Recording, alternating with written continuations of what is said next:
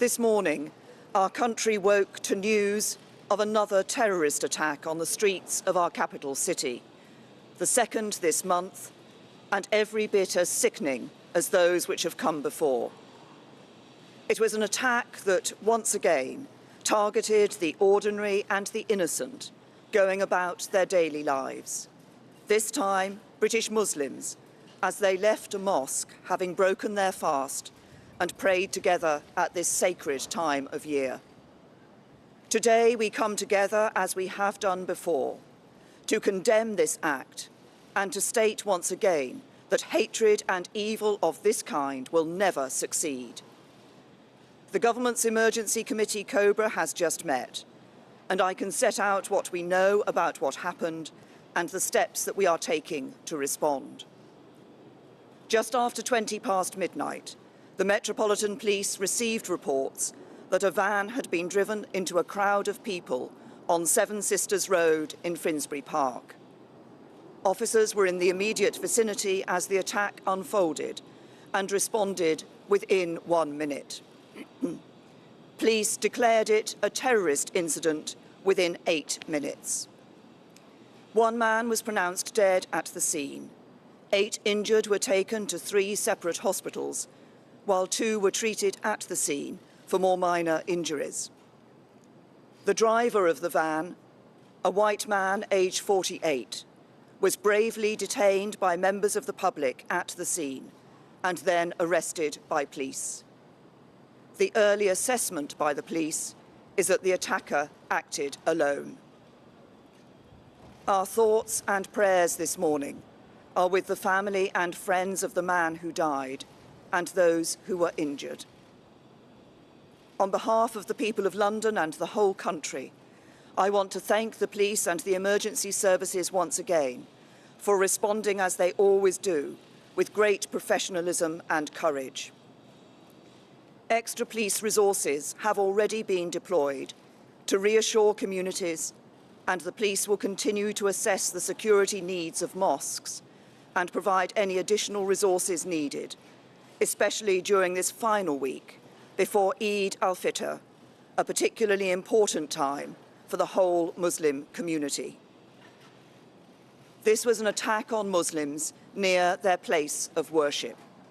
And like all terrorism, in whatever form, it shares the same fundamental goal.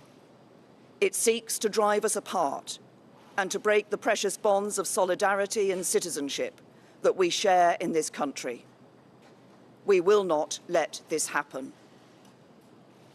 When I stood here for the first time as Prime Minister last summer, I spoke about our precious belief in the Union, not just the bond between the 4 nations of the United Kingdom, but the bond between all our citizens, every one of us, whoever we are and wherever we are from. At the heart of that bond is a belief in the fundamental freedoms and liberties that we all cherish. The freedom of speech, the freedom to live how we choose, and yes, the freedom to practice religion in peace. This morning we have seen a sickening attempt to destroy those freedoms and to break those bonds of citizenship that define our United Kingdom.